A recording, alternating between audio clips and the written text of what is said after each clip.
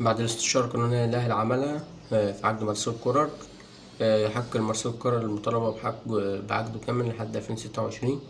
في غلطة قانونية هنا، في غلطة هنا بسبب العقد في اللي اتعاقد مع مارسيل كولر اللي جدد عقده في الموسم اللي فات. في غلطة هنا لحد الآن مش عارفين مين السبب في كده.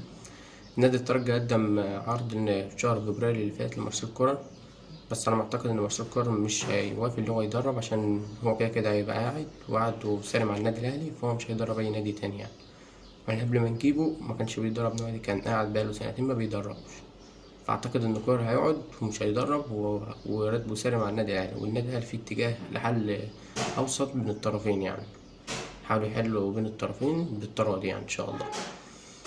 بالنسبة إن في خلال أيام زيزو هيقدم شكوى للفيفا، وهيتم فسخ عقده بالكامل مع نادي الزمالك، عشان هو رفض يروح الجلسة اللي فاتت بسبب إن قال لهم أمنوا عليا وخايف أحسن تجرى له حاجة وكده يعني.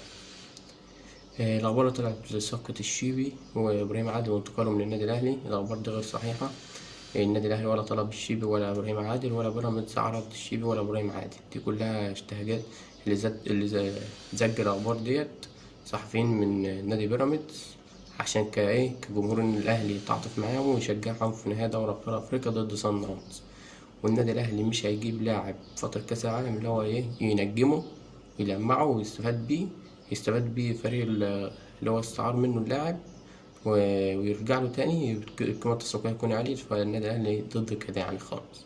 النادي الأهلي لو هيجيب لاعب هيجيبه فترة كأس العالم وإعارة بنية الشراء بحقية الشراء. غير كده النادي الأهلي مش هيجيب أي لاعب من الدوري المصري لفترة كأس العالم فقط يعني.